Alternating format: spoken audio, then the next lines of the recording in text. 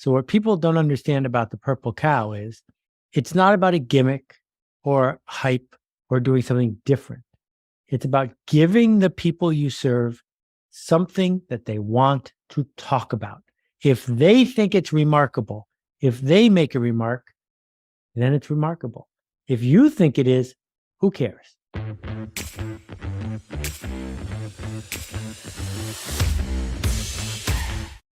Seth, thank you so much for joining me on the Let's Talk Business podcast. What a pleasure. Thank you for having me. So I started PTEX Group over 20 years ago, and I think I owe you gratitude because it's when I read The Purple Cow, when I said something fresh. Now I can start my business. Oh, wow, yeah. Because this is not the typical. We need to be a little bit, out of the box, different than anybody else. So I want to start there. I want to ask you the following question: is most people, most marketers are usually try to do exactly like everybody else is doing. And they're trying to just, okay, I'll do everything like you're doing, but I'll just plug in my product, my service, and so on and so forth. Purple Cow was a very fresh concept. Tell us a little bit the backstory behind it. Well, where to begin? Most people don't understand marketing at all. They think marketing is hustle or hype or control or stealing people's attention. It is none of those things. Some people think marketing is advertising, which it used to be. And for 100 years, advertising marketing was the same thing, because if you bought enough ads, you would make enough money to buy more ads. And the internet undid all of that. Marketing is telling a true story that resonates with your smallest viable audience, that they want to hear, that causes them to take action and to tell their friends. So what people don't understand about the purple cow is it's not about a gimmick or hype or doing something different. It's about giving the people you serve something that they want to talk about. If they think it's remarkable, if they make a remark, then it's remarkable. If you think it is, who cares? So if you don't mind, I want to go a little bit deeper and let's talk about a business when they're building their strategy on marketing. So I know that there's a common line that you use a lot, which is marketing is not about selling stuff. It's about serving your customer. But we all know that you could have the phenomenal product, and if people don't know about it, they don't know about it. So how do you build your product? And you focus a lot on building a remarkable product. So what is the sequence you would tell a business owner, somebody listening to the show, how they approach marketing? Yeah. So again, the statement you just made is a trap, because you said if people don't know about it, it doesn't sell. But people aren't going to hear about it because you told them to. You don't have a big enough microphone. You don't have a big enough megaphone. You want to put your product on Amazon? Feel free, but no one's going to see it, no matter how much you hustle. That if we think about the brands that have been built in the last 10 or 15 years, whether it's things like Google or Discourse or Facebook or ChatGPT, or we're thinking about things like Supreme, the t-shirt company, right? How many ads have you seen for Supreme? 0. So how did they hit 100 million or whatever it is in revenue they have? Because they gave the 7 people who started something to tell their 12 friends. Now they have 19, and then. So it's 10 by 10 by 10. It's the way every single network, spiritual community, anything has ever spread. Think about Alcoholics Anonymous. Everyone has heard about Alcoholics Anonymous, but it's anonymous. Nobody knows where their headquarters are. They don't run any ads. How come you've heard about it? Heard about it because people whose lives were changed by it generously bring other people along. The same thing happened with the Instant Pot, right? The Instant Pot, it's a cool little invention, but that's not how it became a juggernaut. And it's not because it was $89. It's because if you came over to my house for dinner after I made something in my Instant Pot, I would tell you about it. So basically, it's the remarkable part is the product or the service, and the marketing is a byproduct of it, because that person actually will share it with their community, so to speak, and the people that have influence around them. And included in the product and the service is the story we tell ourselves about it. So when you walk into a podiatrist or a chiropractor's office, it feels different than a heart surgeon's office. that has nothing to do with what the doctor is going to do. It has to do with the story that they've built around what they do. And almost every, if you buy clothing, you're probably not going to the store naked, right? You already have clothes. You're going to the store because you need to tell yourself a new story about how you look. You need to tell yourself a new story about acquisition. And the same thing goes through for almost every single thing we buy. So so obviously if you have a great product and you're starting to get the word out there, that's something that's going to become a remarkable experience. There's also something that you teach, which is permission-based marketing, which is, the opposite of interruption marketing. So obviously that's a little bit outside of having referrals or having people talk about the product. That's you going out and ultimately being in people's inbox. Could you explain a little bit more what the permission-based marketing is? Well, you're only in their inbox because they want you there.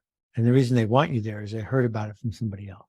So someone hears about what you're doing. So in my case, someone forwards my blog to a friend.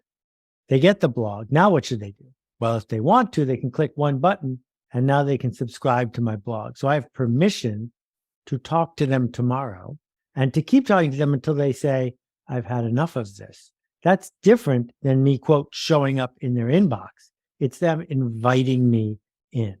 And so, if you think about, I don't know, selling something in the shtetl, you're not doing it by banging on people's doors and coming up to a stranger.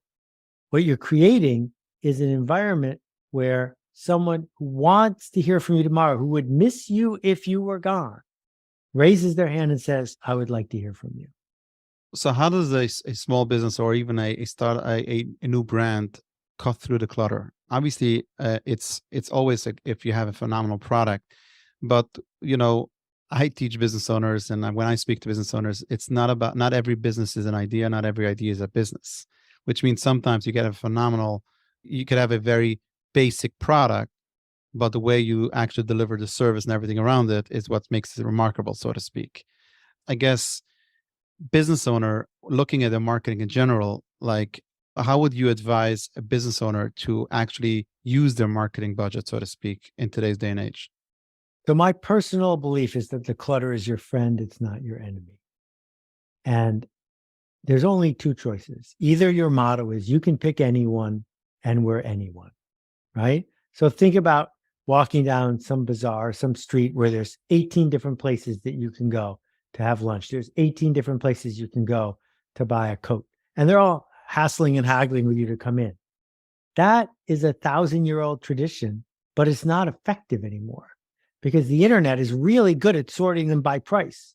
And if you're just going to win because you're the cheapest one, I'll find someone cheaper than you. It's a race to the bottom. The other motto is you can't pick anyone because I'm the only one. I'm the only one who can give you this. And it's not, when you said breakthrough product, I could tell you how a locksmith could do this. I could tell you how a pool installation company could do this. Almost anybody who makes any prosaic item. The trap is believing Amazon when they tell you you should fit in all the way and be $1 cheaper. That's good for Amazon, but that's not good for you. So how should a business approach their marketing in general? Like, meaning they know they need to gain market share, so to speak. Obviously, phenomenal product, phenomenal service, and everything around that to become remarkable, but they do want to get out there with permission-based marketing. So you mentioned the pool installation. Let's use that as an example. Okay.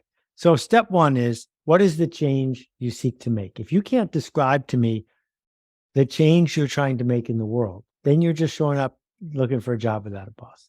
The second thing is, who are you trying to change? Who specifically? So in the case of the person I'm thinking about, he said, there are a lot of people in the United States who don't have a pool, but I don't care about them. I only care about people within 15 miles of my location who don't have a pool. And I want people who could afford one, but don't have one because they don't trust the people who sell pools. They're afraid of being ripped off. They are living in heat, wishing they could go swimming, but afraid to put in a pool because all the other pool installation people are going to rip them off. That's my market. Those are the only people I'm trying to talk to. I'm not trying to talk to anybody else. Okay. So how can I talk to them? Well, I can give you a couple examples or ideas, but in the case of the person I'm thinking about, he started a blog where he started listing every single way pool companies rip you off with photos and with descriptions. Don't let them sell you this. Don't ask for that. You don't want this. Make sure that, and he just gave away every secret in the whole industry. And he did not make his competitors happy. But you can bet that people were talking about what he was doing. And because they talked about it, more people were reading what he said. And now, if you're the kind of person that says, I knew it, I knew these people were all scammers, and someone's given away all the scams, you probably are willing to subscribe to the blog. And after 3 weeks or 3 months or 3 years of this, you're like, okay, I'm ready. And you call the guy up. That is the shortcut to building a business, not figuring out how to run a bunch of flyers or ads somewhere and hoping to get some low-hanging fruit, because all the fruit's been picked. So I think what I heard, and I just want to make sure that our listeners paid attention to it, is as much as you have to put an emphasis of who your target market is, exactly as much you need to put an emphasis of who your target market is not. And once you have that down path, now you know what pain point do they have, or what problem are you solving for that specific market. All right. So I often tell the story of going to a restaurant that's now sort of famous. And I'm a vegetarian. I haven't had meat in more than 30 years. And early on, my family and I used to go, and I say, would you please leave the meat off? Because it's a vegetable dish. I prefer it without it. You save the money. Everyone's happy. And the first few times, they're like, fine. And the fifth time, the chef turned to me and said, you know what? There's a vegetarian restaurant 4 doors down. I think it would be better for both of us if you went there instead. Oh, wow. And that was the day it became a famous restaurant. That when you can say to somebody, this is not for everyone, and this might not be for you, now you stand for something. If you're not willing to say that, then you're a narcissist. So with all the clutter and all the noise out there, so you mentioned, starting a blog and doing stuff. We as business owners and marketers in particular, and I want to speak a minute to the creative space out there, because it's a creative environment now. We have the SOS, the shiny object syndrome. I know you specifically, I've been following you for years. You stick to your blog every single day, the way you create books and so on and so forth. How do we manage that to not get, oh, now there's a new social media platform, Threads. Okay, now we have to start posting there. And all of a sudden, we're just running from a little bit of everything and a lot of nothing, so to speak. How do we zoom into that? Well, my blog had 100 readers the first year. And now it has more than that. How did that happen? A lot more than that. How did that happen? It happened because people like you told somebody else. Being first in a medium can work if you are really first and you over invest in it. But generally, that's actually not what works. The first people who are on YouTube don't currently win on YouTube. The first people who are on Twitter aren't winning on Twitter. Going first is way overrated. What we're looking for is not that you picked the right one. There is no right one. It's that you picked one. And so if you open your business in Cleveland, don't say, oh, I should move to Tampa tomorrow. Because the hard part is showing up in Cleveland enough that people start telling other people. This sounds so simple. All of what I've been saying for 20 minutes sounds so simple, except people don't have the patience to do this, and they don't want the responsibility of standing for something. And so in the words of Zig, they become a wandering generality instead of a meaningful specific. And, there's a long history of, walking into stores on 42nd Street, and they say, and you say, what do you got? And they say, what do you need? Well, no, then you don't stand for anything. Uh-huh. So you're saying that the medium is less important than the consistency of how you show up. And the change you seek to make. Who exactly is it for? How will you know if you are earning more trust so that you can make more change for the people you seek to serve? And if you're not making a change, then you're just a clerk and you're always going to struggle. So I want to move into to understand the connection between marketing and sales. I know, they're very connected, and a lot of times we see phenomenal marketing, but then you drop the ball in how you operate. How connected is marketing with sales? So my friend Anthony is a brilliant sales trainer. And what I have said to him is, I think that sales is what happens when we add unscalable human emotion to the marketing equation. A human being looking you in the eye and transferring emotion to you, that we as humans have a chance to dance with other people. So Google doesn't have a sales force. Facebook doesn't have a sales force. Giant corporations don't have sales forces, and neither does Shake Shack, right? That it's like there's someone who will take your money, but the marketing does all the work. On the other hand, it's entirely possible that that conversation that you have with, a skin specialist is why you finally had those precancerous moles removed. Because in that moment, enough emotion was transferred that trust was earned. So we have to figure out what's the balance between the two. In New York City right now, there are a lot of restaurants that don't have a phone anymore because they realized the people who were answering the phone were just clerks anyway. They weren't doing any selling. Why bother answering the phone? Just let a computer do it. On the other hand, there are some restaurants in New York where if you're a regular, you have a number. And when you call, a human who cares about you will take care of you. You're going to pay twice as much to eat at that restaurant. But that's okay because part of what you were paying for is the sales work of someone answering the phone. So as far as if you're looking where marketing is going and in sales, you've been in this industry for a very long time. So I know on the part of what marketing needs to do didn't change, but a lot has changed. What would you say is where's the most significant change that happens in the last 30 years in the marketing and sales world?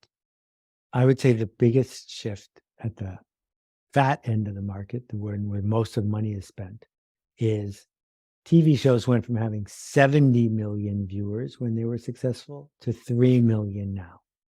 That a pop record in the 1990s would sell 10 million copies, and now it will sell 100,000 copies. We're talking about 100-to-1 difference of attention, that the whole world has splintered, that there is no story, person, brand that everyone is talking about. That's over. The long tail is here and it's not going away. So shifting our mindset from everyone to someone, that's number one. And number two, your customers probably know more about the market and your competitors than you do. So you can't trick them. If you want to have fun, go to a car dealership and open your laptop when you're negotiating the price. Because what will become very obvious to the salesperson is that right there at your fingertips, you know the inventory and price of every car all around us. They can't do what they used to do. And so we have to embrace that fact. We can't fight it. I want to shift the conversation to one of your recent books, which is the Song of Significance. I think it's a very important topic, and I know people know you a lot about the marketing, but I think this is equally important, especially for I would say the next decades, where we see so much change in culture as far as leaders, people working, and so on and so forth. First, tell us a little bit about the essence of the book as far as what made you go that direction and write this book. Well, I'm hopeful that this will be found to be significantly more important than the marketing work I've done. It's about work that matters for people who care. It's about the end of the industrial age, as we've been talking about for a while, and moving to what are we going to do now? What are we going to do now that we have all this privilege and all this revenue, but the world is melting? People are quitting their jobs. We're trying to figure out what we do all day and why. And we have a chance, if we care enough, to not just be a cog in the system, but to actually choose to matter. And that still comes back to, what does our day feel like? How are we filling our business? Are we saying we are hustling and undercutting and hiding? Or are we getting real with people about what we're here to do and how we're going to do it with each other? Who's it for and what's it for? So it informs our marketing choices, but it begins with, what kind of human do we want to be and who do we want to be surrounded by? How did the role of a leader change in the last decade? Well, I would say we actually have seen a shift from managers, and managers are important, but not as important as they used to be, to leaders. So managers follow the rule book, tell you what to do. They use power and authority to get results. So lots of businesses depend on managers. Leadership is voluntary. Leadership is about lighting a path forward and seeing who will follow you. It's about exploring the liminal space between here and there, about doing something that might not work because we can. And it requires the people who you work with to voluntarily come along for the ride, not because you're being strict and saying these are the rules, but because you're saying this is what we seek to achieve, who wants to come. And whenever there is change in the world, leadership always defeats management. We've seen it now. We're just about creeping out of the COVID-19, and we saw a lot of companies pivot, a lot of leaders shine through the times, and some companies will have significant scars for the rest of their the life of the brands, while others have been able to cultivate a culture of excellence, so to speak, with their team. From your research and what you have seen, where what sets the part, like what would see the significant difference between those two leaders? Well, I think it comes down to trying to control the present to restore the past versus trying to dance with the present to invent the future. So if you have a giant office building in New York and you're paying $10 million a month in rent and you need everyone to come back to work, you're trying to reinvent the past. Well, maybe you could get away with that, except you have a competitor that is willing to get rid of their building, pay their people more, give them more freedom, have them not do dry cleaning anymore or fight the commute, and connect in the way you and I are connecting faster and more intimately than what's going on in the office. Well, who do you think is going to win that? And it's not just about the real estate. It's mostly about this idea of control. There's a big difference between golf and surfing. Golf is this incremental path to perfection. Can I cut one stroke off what I'm doing? And they never change the course unless it's a big deal, unless they really need to. Surfing, the wave is different every single time. That's a feature. It's not a bug. It's what people look forward to. So if we're going to live in these chaotic times, I hope we can understand we're surfing now. We're not playing golf anymore. And what we say, like there's a lot of people that say that we lost, obviously it's all about human connection. Obviously, we're also talking now, we're having this human interaction and conversation. But as far as the younger generation of leaders, in order to foster that relationship, in order to be around other leaders and being in a room and communicating and having those conversations, do you think in the long term, this will be replaced with technology and Zoom and everything like that? Or is there a place and a time and place where these interactions have to happen face to face? So I saw some 20-year-olds out on a date and they were spending the whole time each looking at their phones. And I saw 8 kids walking through the mall and the whole time they were each looking at their phones. And I got some photos back from a conference that I attended virtually last week. Everyone else was there in person. And the people in the room looked like they were in school. They were so unhappy and they were so bored. Fortunately, it wasn't my talk. But we have the ability to connect with people. It doesn't happen because we're in person with them. It happens because we want to. And, if I talk to somebody and say, do you wish you had a chance to have another conversation with your mom or your grandmother or someone who's passed away? Most people would say, yeah, I wish I could do that. And the question is, if you could have that conversation, would you bring your phone? And the answer is probably not.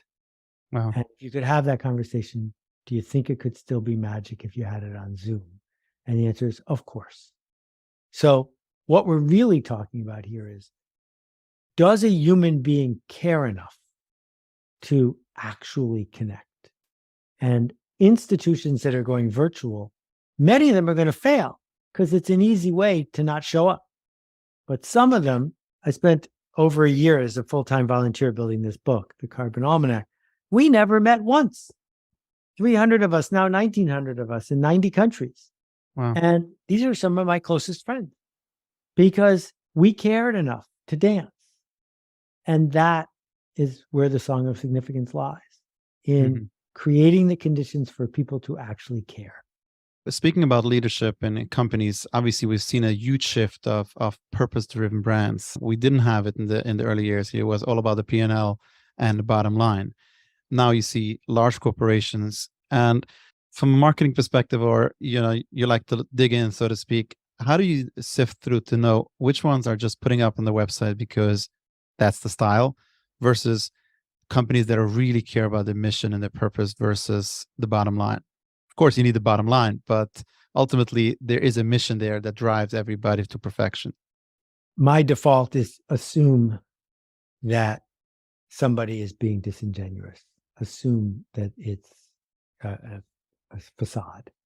Milton Friedman said something wrong, something incorrect, and something dangerous when he said that the only purpose of a corporation is to maximize shareholder value. That's not written down anywhere. He just made that up. If companies are made up of people, people have a lot of purposes, and they need to make enough money to be there tomorrow. But that is not why they are there. And when you are looking for an organization that serves purpose, what I would ask you is, how much did it cost them? Because if they are serving purpose and making more money while doing it, then great. I'm happy that they have a tool, but they're serving the goal of making more money. And when you see corporations, big ones, make decisions that they know are going to harm the culture that they live in, I don't understand it. I don't understand why Facebook takes political ads. I don't understand why Google puts companies out of business that they don't have to do that to. They could make everything additive and they would make plenty of money. And so, yeah, we're starting to talk more about purpose. But I've got to say, when the climate gets just a little bit worse, we're going to really see hard conversations take place. Just because you can make money building a coal plant doesn't mean you should. Mm-hmm. I think this is something we could all test because, like you said, either putting the money where the mouth is, so to speak, or is it just a marketing cover up? I need to use the last few minutes to speak about AI.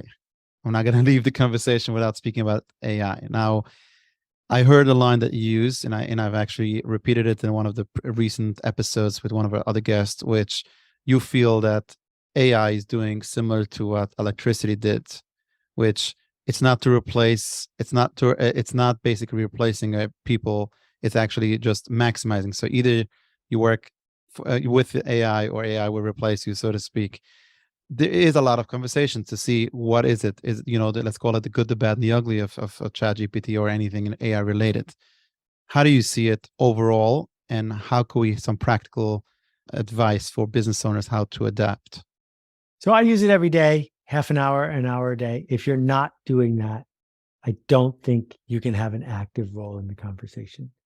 To watch it teach me how to do some sophisticated computer programming in conversation, just stunning. It's an extraordinary magic trick. It is a magic trick. It doesn't have a noise in its head like we do, but it pretends it does so well that it's almost impossible to use it without falling for the trick. But it's also a productive trick. And so what I was talking about with electricity is this. When Thomas Edison was fighting with George Westinghouse about AC versus DC, he invented the electric chair and also started electrocuting elephants to persuade people just how dangerous AC power was. And I could go on and on about how dangerous electricity was, but the point is electricity changed every single thing in the world. It changed night into day. It changed productivity. It changed what we made. It changed everything. And since the invention of electricity, we have invented more than 10 billion jobs for people on Earth. So it created all these things for people to do. AI is going to have just as many speed bumps. There's going to be some really bad things that are done by really bad people using AI at some sort of scale. And the new Mission Impossible movie gives you a little bit of a hint of that, but it's entirely possible it's happening right this minute. And maybe the world will end. Nothing I can do about that. But what I can tell you is until that happens, you have this patient, thoughtful magic trick that you can use over and over and over again to discover things. And panic isn't going to do us any good, but leadership could change the game. What will be some practical advice for business owners listening to this episode to say, okay, I hear so much about AI. I'm not sure exactly how to start using it. what would be some practical ways to start incorporating AI in daily productivity or daily growth of businesses? Okay, so the first thing I would encourage you to do is not defend the business you have now. That a well-known academic went to see a Zen master and said to the Zen master, "I'm here for a few minutes. Please teach me everything I need to know about Zen." And the Zen master was pouring him a cup of tea, and he just kept pouring and pouring and pouring and pouring, and it's overflowing onto the table. And the guy says, "Stop, what are you doing? The cup's already full." He says, "Yes, exactly. I can't teach you about Zen because you've shown up with a cup that's already full." Oh, wow. So if you're saying to me, how do I preserve my existing business? Your cup's already full. I can't tell you. But if you're willing to start over, when Random House and Simon and Schuster and Penguin saw the internet, they could have started Google because they, after all, are in the business of organizing information. Instead, they said, how do we use search engines to sell more books? That was a big mistake. Here's this tool that is always on, is almost free, and knows everything. How will you use this new tool in a world where real estate isn't as important, trans-shipping stuff isn't as important, Amazon isn't as important? Where can you create value? And if you chase that just for 2 weeks thinking about it, maybe you'll figure out how to bring it into the business you already have. But it's a mistake to say, I do X. How do I take a new tech and add it to what I do? Instead, it's here's a new tech. Here are some customers. What do they need? Mm-hmm. One of the things that I heard you say, which is that start with project based, like starting to incorporate AI with projects or with certain teams within your company. Could you explain a little bit what you meant with that? Right. So you may recall the birth of email, which was only 25 years ago from a business point of view. And a lot of companies said, we're going to just wait till it's figured out and then we'll just bring it into everything we do. But the successful company said, here's a little tiny division of 7 people. Let's see what happens when they use email inside the business. And the same model is here, right? Go find 2 or 3 or 4 people, put them in a team and give them something practical, not to study, but to do using AI, and then copy from them and copy from them and copy from them. That's how your company ended up doing everything else it already does. That's the method. I mentioned before your blog, and I think you know a lot about that blog. I want to ask you just a practical piece of advice. How do you stay so consistent, not missing a date, not missing a beat, and putting out the content? And again, it's before ChatGPT, so I'm using just ChatGPT to post every single day. Give us a tip as far as managing your time in a productive way, making sure that you show up. Okay, so first, all my words are my words. I have never used ChatGPT to write anything Of course not. shown the public. But I need to say that. The second thing is, I made one decision 20 years ago that I was going to post every day, which means that there's going to be a post tomorrow. Not because I feel like it tomorrow, not because I'm ready tomorrow, but because I decided 20 years ago that there would be a post tomorrow. There's a lot of benefit to that. You decided a long time ago that you were going to show up at work tomorrow. So you're going to show up at work tomorrow. That cycle is easy to avoid if you're at a buffet that never ends, right? And then just in terms of a tip, I don't think I'm as consistent as I am interesting, but what I try to do when I reread every post is say, does this sound like me or does this sound like someone else wrote it? And then I rewrite it until it sounds like me. Wow, that's very powerful.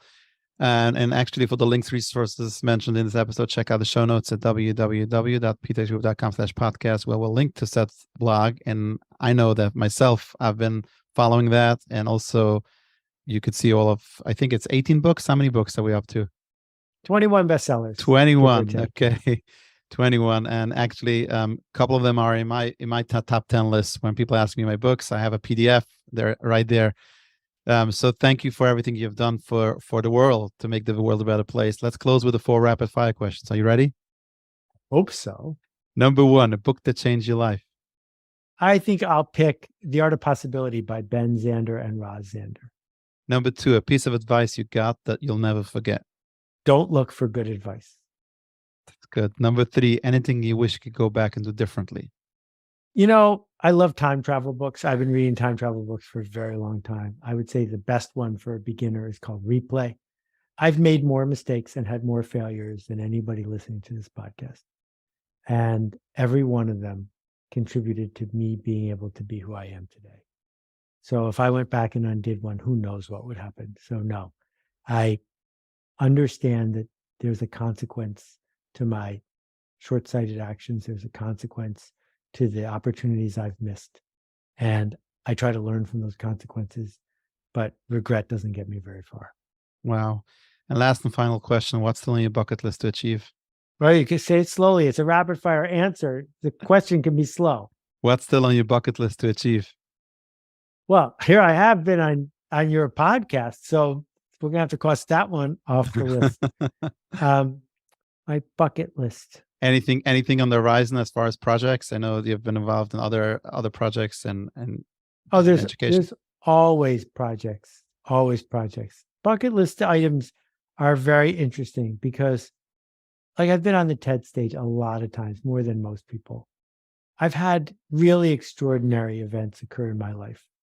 And I got to say, sometimes you take a bite of a perfect nectarine or you get a hug from a friend, and it's worth more than one of those. So I'm not sure I have a bucket list. I think what I have is a really lucky collection of moments. Wow, this is so powerful. Seth, thank you so much for joining us. I know your time is valuable. That is why, in the name of our listeners, we'll forever be grateful for sharing some of your time with us today. It's been a blast. Thank you. Really well done. I appreciate My pleasure. it.